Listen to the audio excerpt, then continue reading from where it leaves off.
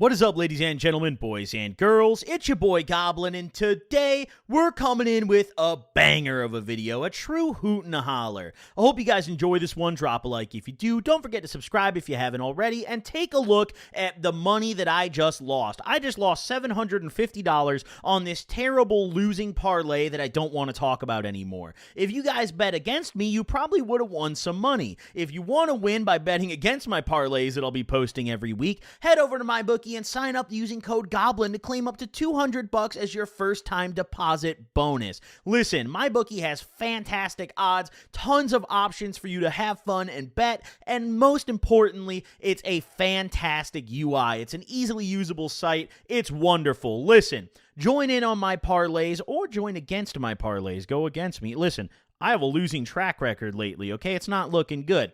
But as long as you head over to MyBookie and sign up using code GOBLIN, you're guaranteed to have fun either way. Bet anything, anytime, anywhere with MyBookie. And without further ado, let's dive right into the video. Now, in today's video, we're doing one that honestly, I've had this on my list of video ideas for a little while. I've been wanting to cook this one up for a minute.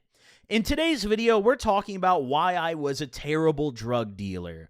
Now, you guys have been watching my videos for a while. You might remember I mentioned in a lot of my videos that I would go through brief periods of serving things, a little bit of trapping here and there.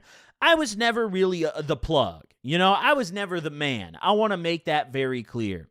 But back in high school, pretty much everybody tried to be, and I was certainly one of those people that tried. So in this video, we're going to talk about my different drug dealer eras and why each and every one of them was a complete failure. Hope you guys enjoy this one. Let's get into it. Hey, so first and foremost, we're going to start off with my first ever serving era, right? The first time that I ever really tried to make some money selling. And of course, as everyone probably started out, it was with weed, Back in the day in high school, everyone always wanted to smoke free weed. The idea of buying an ounce and selling 3/4 of it and then smoking the last quarter so you could smoke for free and make some money was the absolute dream. So I started trying that pretty quickly, but I was dirt broke.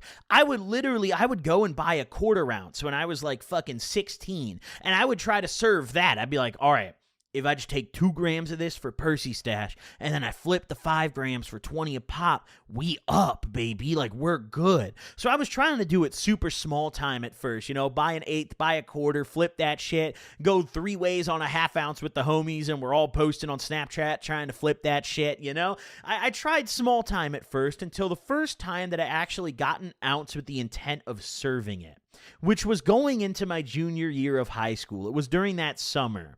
The first time that I had gotten an ounce with the intent of serving it. Listen, let me tell you right now, I was never meant for this, okay? I was never meant for this, all right? I did not have the self-control to sell my weed, and I also just didn't really know what the fuck I was doing. The first time, I remember I bought the ounce, but I didn't have enough money left for a scale, so I was just eyeballing everybody's fucking bags, which is probably why I ran out of weed pretty quickly and did not profit, because I didn't smoke very much out of this bag. However, I was handing out very generous bags because I'm a nice guy, and rule number 1 of being a successful drug dealer is to not be a nice guy, all right? So immediately, that era was a flop. Now, I didn't really seriously try again. Occasionally I would buy my bags and serve out of them. I didn't seriously make a second attempt until my probation. You see, in 2017, end of 2016, going into 2017, I was put on probation, so I wasn't able to smoke weed anymore. Now, it dawned upon me that since I physically was not able to smoke weed anymore, if I did, I would go to jail, that I could sell weed and make good money because all my homies still smoked, but I couldn't smoke the shit. So now my problem of, I always smoke my stash, I never make any money, was eradicated. So while I was on probation, I started getting a little active with it. I was going on Alpha Bay and Hansa back in the day. Hey, listen, all I will admit, I did place a couple orders while the Hansa Honey Pot was going. I really hope they don't come get my ass. But listen, I was buying my weed off the deep web, bro, because the people who had bud in my area, at least enough to serve to me, were either taxing out the dick or it was just mid. So I had discovered that I could get my good weed on the deep web, and this shit was way better than 99% of the weed that was going around my area. I was buying some good shit in small amounts and then some bullshit in large amounts, and that was the strat. I would buy like a half pound or a pound of some absolute work, just some trimmings, some fucking Reggie, some shakes, some garbage, and then I'd buy an ounce of the primo shit. And I actually made some really good money throughout probation because the entire time I didn't smoke weed once, bro. Now, granted, I replaced getting stoned with taking Xanax here and there, but Xanax is pretty goddamn cheap, and when you're selling weed and not smoking any of it, you're making a decent enough amount of money to buy some Xanax and maintain your little, every couple days habit. I was still taking my Xans because I knew when I would get drug tested every month, so I was able to plan it out, and Xanax is out of your piss in like 3-4 days, so as long as I quit 3-4 days leading up to my drug test, I'd piss clean every time, and that I did. But through my probation, I made some damn good money, and I started slowly, scaling up the amount I was buying. I remember the first quarter pound I ever bought for myself was while I was on probation and while I couldn't even smoke it, which was kind of depressing, a double-edged sword. I'm sitting here with the most weed I've ever had in my life, but I can't touch any of it. I can't roll any of it because I'm on probation, and if I piss dirty, I'm fucking going to jail. So I was like, wow, this is amazing, and I kept thinking to myself, if I just keep doing this right, I'm going to be able to get off probation and keep doing this shit. And I'll be so up that, I'll be able to smoke my weed and still make money. It's going to be great. The problem is that, throughout my probation, I kept making bigger and bigger re-ups, but I wasn't finding bigger and bigger customers, right? So even though I would go from buying a couple ounces to buying a quarter pound to buying a half pound to buying a pound, it was still like all my homies only wanted to buy quarter ounces, half ounces, maybe an ounce if I was lucky, I was still serving these small-ass amounts. Towards the last couple months of my probation, I'd say probably the last 3 months of my probation, is when I got my first pound to serve. This was purely just to serve, and it was garbage, bro. Let me tell you, the idea of just having a pound of marijuana, a pound of anything with THC content, blew my mind. So I jumped at the opportunity to buy a pound of some of the worst fucking trimming shake garbage I've ever seen for like a couple $100. I don't remember exactly how much this shit was, but I think it was like $300 or $400. And this shit literally came in like a coffee ground bag. Like this dude just emptied out a coffee ground bag, filled it up with fucking shake, and just shipped it on over. No Vaxxeal, none of that shit. This shit was struggle weed, okay? This was poverty weed. But along with that pound, I also got an ounce of some shit, the Obama Kush. And this was back in 2017 when the Obama Kush was a big fucking deal. This was around when the Obama Runts memes were starting to pop up. So this shit was in. And the Obama Kush was beautiful. And I never got to smoke any of it. But all my homies told me that shit was kill. And I will forever be jealous. But I had finally run up some good money. Towards the end of my probation, I was coming out of it. I had my weed. I had probably like $4,000, $3-4 grand saved up, which wasn't a crazy amount of money, but also for me being 18 and never having had more than like $1,000 to my name, that was mental. I could not believe it. I was the most up I had ever been. Now, here's where the problem arose. You see, as soon as I got off probation, I absolutely lit my money on fire, bro. Because here's the thing. When I'm sober, I'm pretty good about not being impulsive. I'm like kind of smart with my money. I feel like I budget well when I'm sober. When I'm stoned, and especially when I'm off the Xans and stoned, all of that goes out the fucking window. So I came out of probation still having my slight Xanax habit, which I had been waiting eagerly to ramp up. I was finally able to take more Xans, ramp up my Xan habit. But also I was able to smoke weed again, which I had been waiting on for damn near 12 months. I was ecstatic and I went off the fucking rails. It's like when you take a kid who went to like a Christian academy for school K through 12 and you put him in college for the first time. You send one of the Christian school kids to like fucking University of Miami. That kid's off the deep end for like at least the first 2 years of his college career. He's gone. That's how I felt. I was absolutely off the deep end. Pretty much the moment I got off probation, we were not selling marijuana anymore. The trap was closed instantaneously because I was too busy buying stupid shit. I bought my first pinky ring. I bought a bunch of designer clothes. I was buying new shit left, right, and center that I absolutely did not need, and none of it I still have. It would have set me up a lot better if I just saved that money. I don't know, maybe bought something with it. I don't know. Fucking bought something that didn't suck. Something like a gold bar. If I just bought a couple gold bars, we'd be so fucking up right now. But I tripped instead, and I bought designer clothes and a pinky ring and a bunch of marijuana and Xanax, and there went my trap money. Now, after this, I gave it up. I was like, all right, bro, I had my fun on probation. I was getting my deep web packs. Now, Alpha Bay and Hansa have been seized. They're kind of popped. Like, whatever, We're just going to move along. So a couple years went by for my 2017 probation era, up until my 2019. You see, summer of 2019, some of you longtime viewers might remember as a truly monumental moment in the Goblin lore.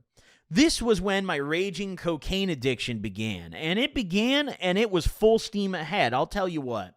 Now, coke is a different beast from all the other drugs that I would try to sell before, As I mentioned earlier, whenever I would be doing a drug, for example, if I bought, like 10 or 15 Xans, or if I bought a couple Hydros, or if I bought some acid, maybe I bought a 10 or a 20 strip, I would always try to at least serve half of my stash so I could break even and then afford the next re-up. Now, this era was different because cocaine is not the kind of drug that you can ration. It's not the kind of drug you can be like, oh, I'll only do this much of it. Those of you guys out there who have experience with it are fully aware of this fact. So I tried, I was always in my head ignorant, like, nah, I'm better than the coke, bro. Like, I can control myself. I can ration myself. And every single fucking time, I would end up doing a shitload. I remember there was one time I went to my plug, and I bought a half ounce, bro. I bought a half ounce of blow, and I was ecstatic. It was the first time I had ever bought that large of a quantity of blow. It cost me a bunch of money. I'm sitting there, and I'm like, yo, this is it, bro. Like, I was sitting there having visions of Tony Montana, bro. I was like, wow, I'm really a coke boy now. Like, if I just put aside an 8-ball and sell the other 3/4 of this, we're gone. Let me tell you what. 2 days later, all right, I'm greasy, sweaty, shirtless, in my bed, tweaking, okay? None of the cocaine has been sold, but way too much of it has been inhaled, all right? Listen, I was a mess during this era of my life, and this was kind of my last hoorah with selling drugs. This was the last time I really took myself seriously, and I tried my damnedest, I had the scales, I had the baggies, I had a good connect for blow, I had good prices. I was like, damn, I could really do this shit. But my coke addiction was faster than my money addiction. Well, I guess money addiction doesn't really count. I made no fucking money. No, yeah, that was a terrible analogy. No, can we pull that back? Forget I ever said that. No, because I made no money. Dude, I was actually coming out of summer of 2019. I think I was the poorest I've ever been outside of when I was 15, And obviously when I was 8 years old, that doesn't really count. Yeah, it doesn't count, So I thought at the time that I had some motion. I was like, damn, bro, I bought a half ounce of coke. What I didn't realize was that to buy that half ounce of coke, I maxed out my fucking credit cards, right? Like I was running cash advances through PayPal. I always get people ask me, whenever I mention that I bought my blow, my entire coke addiction was funded by credit, people always ask me how? They're like, what? Your plug doesn't take credit? Well, listen, let me teach you how to fucking innovate. Let me teach you how to think outside of the box. You see, you have 2 PayPal accounts. You connect your credit card to one of them, send the money to another one, all right? On the second account, you now withdraw the money to your bank. That acts as normal cash now, okay? PayPal, if you send it as a goods and business transaction and not friends and family, does not view it as a cash advance. Or not PayPal, sorry. The credit company does not view it as a cash advance, all right? They just view it as a normal transaction. So I was not paying cash advance fees, and I was not subject to the cash advance limits. So I maxed out all of my credit cards doing this, just PayPaling myself and withdrawing the money and then immediately running to the ATM and pulling it out to go buy blow. So I was actually more negative than I'd ever been as a drug dealer at this point in my life, because my re-ups were funded by credit, and then instead of actually selling any of the re-ups and making the profit, I was just doing all the blow. So what would end up happening is I'd buy that half ounce, do that eighth, make the money, or do half of it. You know, I'd probably realistically do like at least a quarter ounce, at least half of it. And then the money I had left from selling the other half just went back to the re-up. It was an endless cycle. It was like Groundhog Day. For like 4 months straight, I would just re-up on the same amount, sell the same portion of it, sometimes a little less, sometimes a little more, and then re-up again thinking like, damn, I have motion. When in reality, I've exhausted all my funds. I was selling things to pay for my coke when I wasn't fucking up the re-ups, you know? I literally had nothing by the end of my coke use. An absolutely terrible era of my dope dealing days, and probably the finest example of why I was a terrible drug dealer, because quite frankly, I just have zero self-control, especially when I'm intoxicated. I'd also like to give a brief honorable mention to my most recent dealing era, albeit it was very brief, okay? 2021, I sold one of my Uber drivers like fucking 70 Xans or some shit, and then the guy lost his job because he showed up barred out and then asked me if he could spend his whole social security check on Xanax with me. I cut him off immediately and I stopped buying Xans. That was a life-changing moment. But either way, hope you guys enjoyed this video. Drop a like if you did. Maybe some of you guys out there are a bit better at this than I am. If so, let me know in the comments below. Thank you guys for watching. Use code GOBLIN at MyBookie, and I'll see you guys in the next one. Peace out, gamers.